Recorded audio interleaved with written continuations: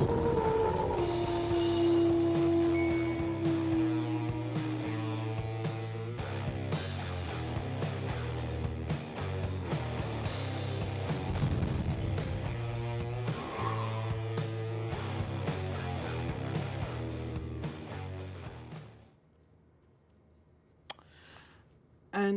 welcome, everyone, to a very special episode 108 of the most must-see show to ever hit the Bedford TV airwaves, north, east, south, or west, the Wrestling Connection. I'm your host, as always, your pontiff of professional wrestling, your purveyor of all news in the wrestling world, Mr. Ken Hill. Now, sadly enough, once again, Mr. Zach Martinkus and Mr. Julian Warren could not be here with me today, but I can promise you, I can guarantee you that they will be here on our special airing next Wednesday of the WrestleMania 32 pay-per preview. Now, in the meantime, usually how this whole thing goes is I bring to you a number of pictures of Raw and SmackDown from the past week. We break everything down. We break down Raw. We break down SmackDown. Break down all the shocking news in wrestling. Today, we sign off and call it a day. We laugh, we cry, we joke.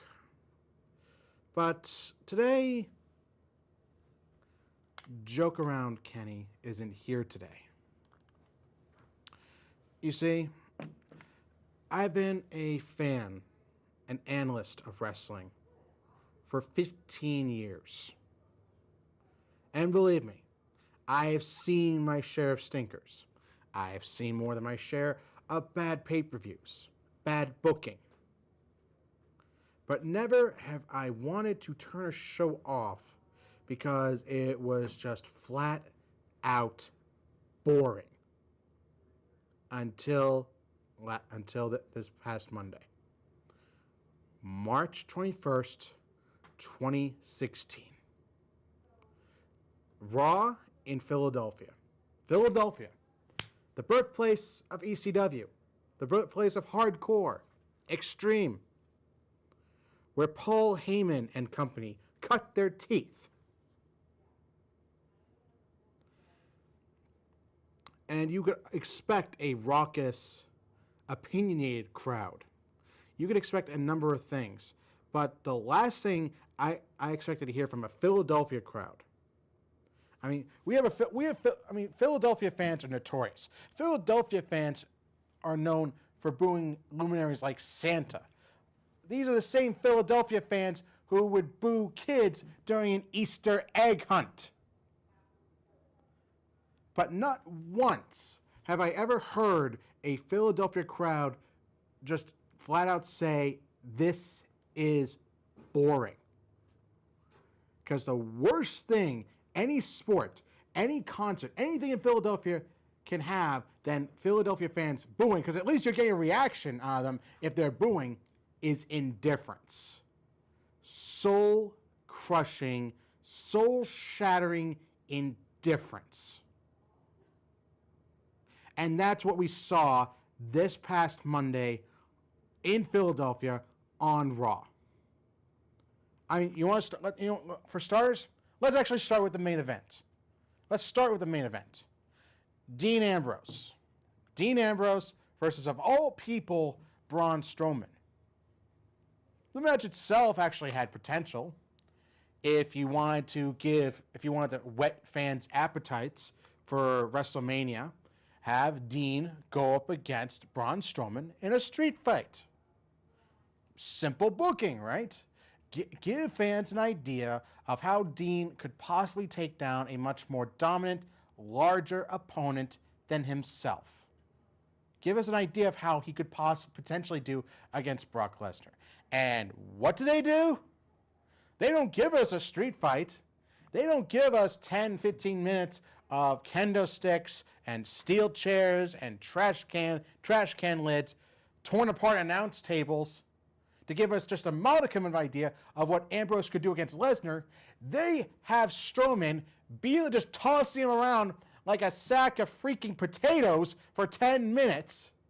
I said freaking. 10 minutes of just Strowman and Ambrose and tossing Ambrose around and rest holds. Nothing else.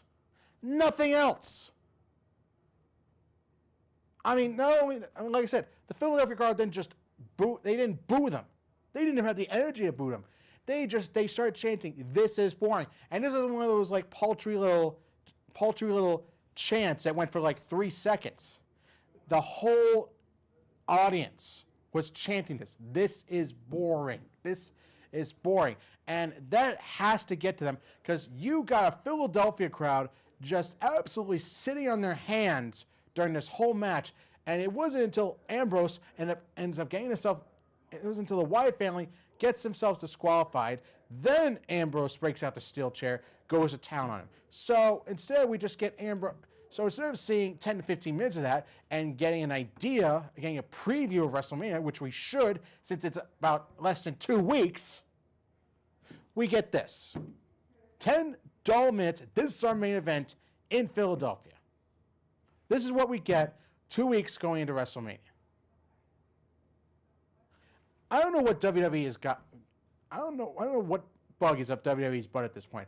I don't know what is going on through their collective heads when they're writing these shows. I don't know what Vince is thinking, just putting on a paltry main event match with Braun Strowman, who's about as green as a bag of kale, and Dean Ambrose, who is much more comfortable in a street fight environment than wrestling a straight-up wrestling match. Not that he couldn't.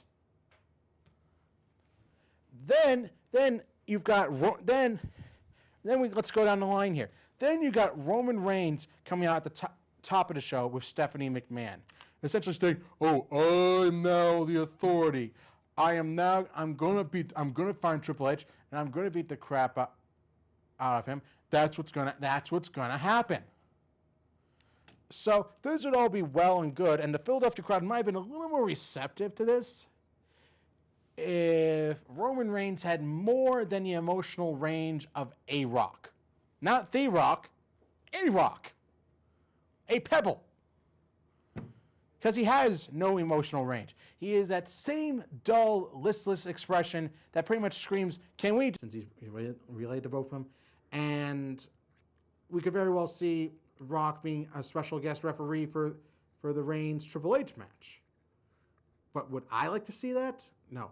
I would like more just like for them to make Ambrose Lesnar a #1 contenders match. Whoever wins that gets inserted into the into the WWE World Championship match. Okay, so we're back from sorry to interrupt. We're back from technical difficulties. I want to know, what can the WWE do? Oh, we're back. To win over, to put Reigns over for you going into WrestleMania, or at least stop the bleeding. Might not fully over, but what can they do for someone like you? Okay, the question: getting Reigns over. I mean, I know this is the PG era. WWE doesn't approve of man-on-woman violence nowadays. I know the Attitude Era, that was all the rage. Neither does Bedford TV, by the way. Of course not. I mean, you had Stone Cold and Triple H beating up the Hardy Boys and Lita in 2001 with chairs. I mean, that was one of the more shocking, surreal moments I saw in WWE, and yet I loved every second of it because it showed Lita was willing to take bumps just like the boys, just like China did. China was one of the first women to break boundaries like that, having her take the same kind of bumps that the guys did. All right, so Reigns is going to have to do something that none of the faces, even the anti-hero ones, have had the gall to do. And I think that's go after Stephanie. I think he needs to spear Stephanie. I think whether it's incidental or on purpose, it needs to happen. I think Reigns needs to have that sort of breaking point again, where the next time Stephanie tries to slap him, something like that happens. Something ends up with Reigns spearing Stephanie that not only makes his feud a lot more personal, but it'll be a breaking point for Reigns. Like he'll just fully revert to being that silent assassin that he used to be in The Shield. Yeah. I think that's the key point here. Okay. But see, then you lose him with the kids. Okay, well, you know what? And that's who buys the merchandise. Okay, the parents for the kids. But they had kids during the Attitude Era, and these same kids were watching these Austin and Triple H beating up a woman with chairs. They were still buying their merchandise. No, but it's a different game now. It's the John Cena era, and they need a face like John Cena. Okay, John Cena. But what I'm saying is that Reigns was always that guy to move it on to being the family-friendly hero. Okay, but you can't keep going that path forever, because I mean, at one point I talked about this. John Cena said the whole reason he's never turned heel in the last 13, 14 years is because I want to lose any of my fans. I don't want to disappoint the kids. Okay, here's the problem with that logic, and I'll bring it up again like I did before. Hulk Hogan was a heel for the big chunk of his time in WCW. He was Hollywood Hulk Hogan. He was a part of the NWO. He was beating up roster members, male and female, left and right. But guess what? He still did charity work. He still did Make-A-Wish Foundation, because he respected his fans enough to tell the difference between his character and him being the real person. Yep. So it's not a matter of losing fans. It's the fact that WWE doesn't trust its fans to be smart enough to tell the difference between reality and fiction. That's the biggest problem here.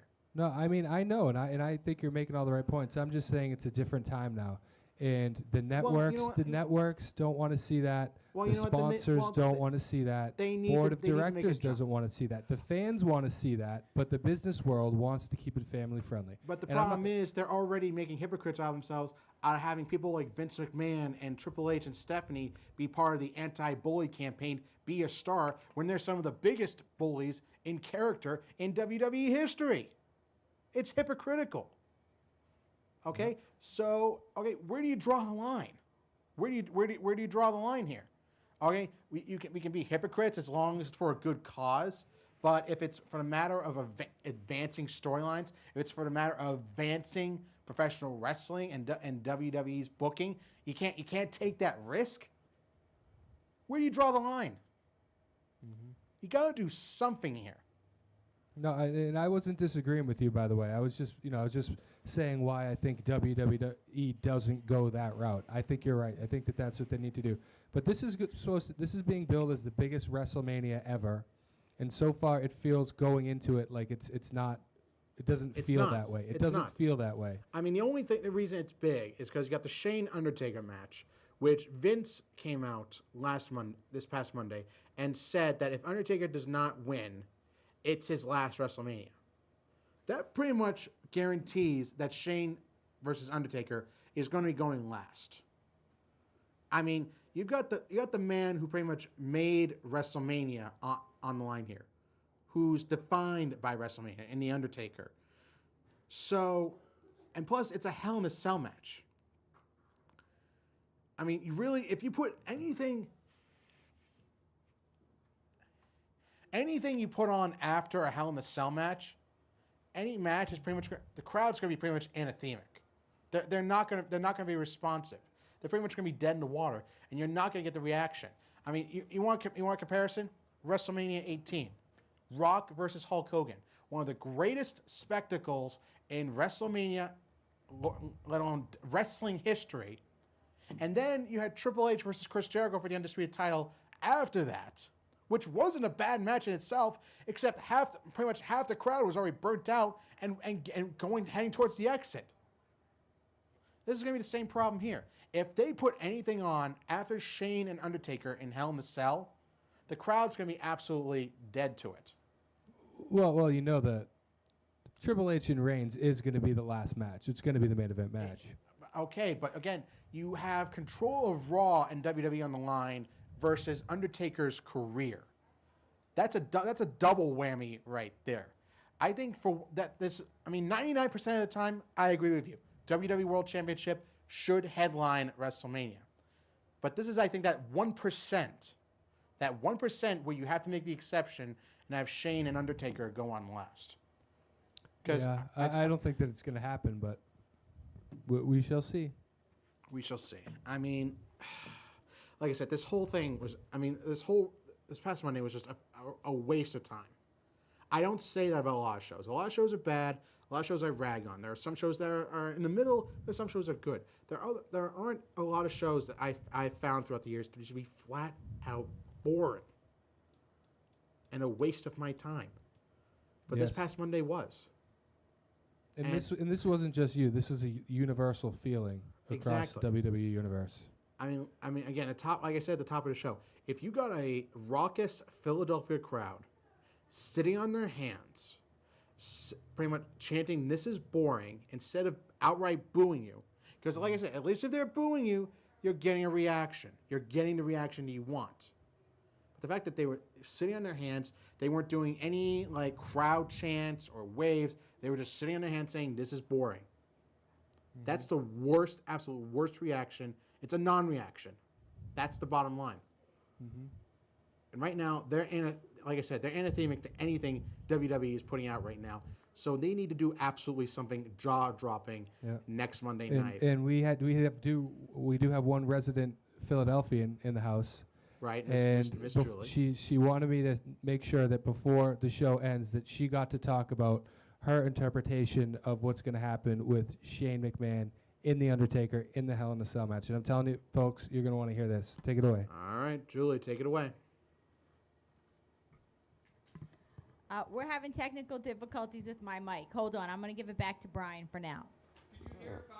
I heard her just fine. Yeah. Julie, come on.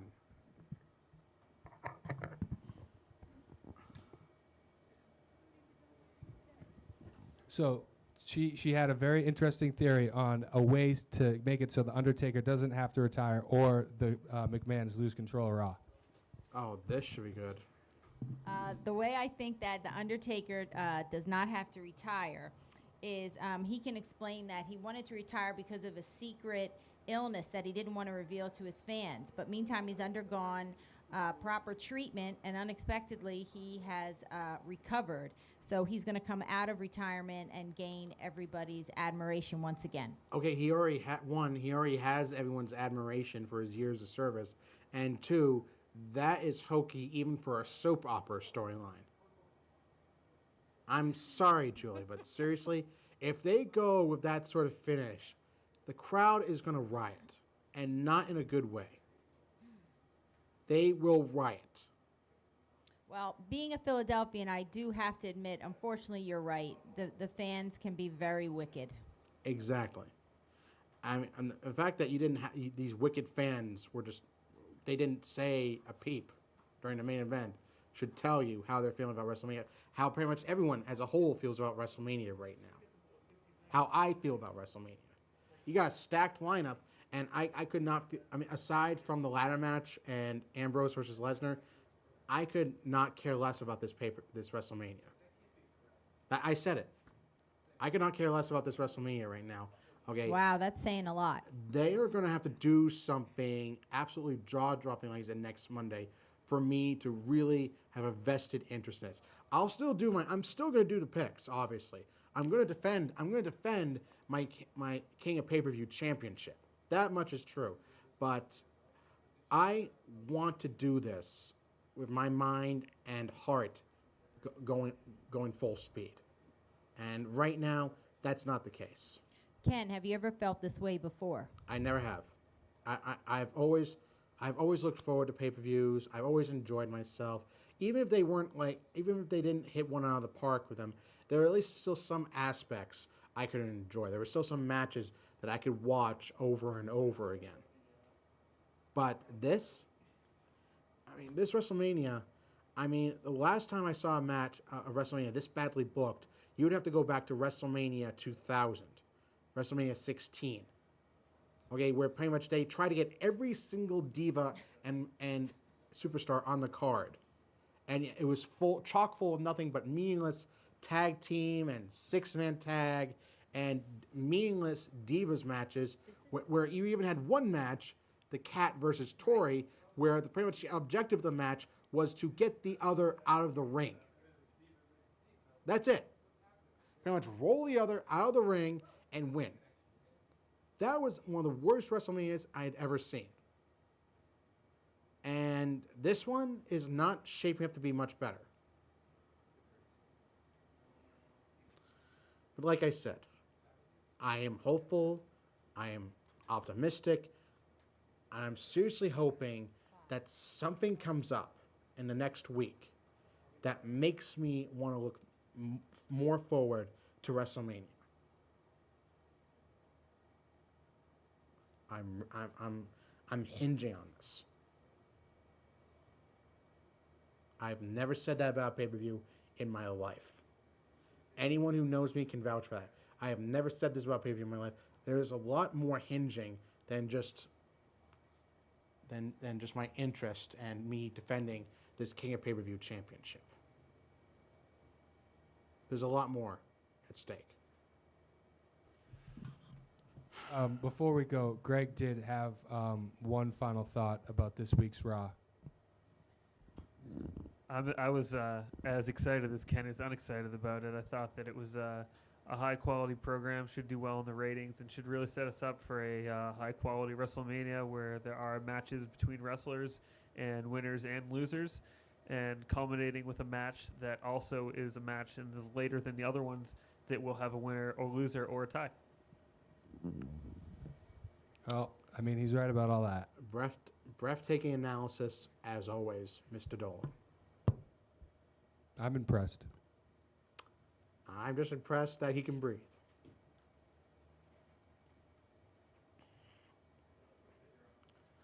All right. So we've come to the end of our show. Like I said, next Wednesday, Brian, what's our special airing time for next Wednesday? We will be on at 2 a.m. No, it's going to be a 24/7 broadcast. We're going to be on all day. Okay, what time is the paper preview? It's going to start at 6 a.m. and then end at 6 a.m. the next day. Okay. Yeah, you're going to be on TV for 24 hours straight. We didn't tell you that? No, you didn't. Oh, well, okay. Well, we'll get that one figured out. All right. So, like I said, stay tuned for our WrestleMania 32 pay-per preview next week. Everyone will be here. Brian, Greg, Julie, Zach, Julian, myself, everyone will be on hand for what I'm hoping will be a WrestleMania to remember, not a WrestleMania we'd like to forget. In the meantime, like I said, email all your comments, suggestions, and predictions to WrestleMania. To Wrestling Connection at gmail.com. Hit us up on our Facebook page, facebook.com/The Wrestling Connection. You can check out all our past and present videos, including our 100th episode spectacular at the Wrestling Connection channel on YouTube. You can also hit us up on our Twitter handle at WConnection. For Mr. Brian Dorrington, for Miss Julianne Trejan, and Mr. Greg Dolan, next week it's WrestleMania time, where it all begins again. Again. Be connected. Get connected. Stay connected.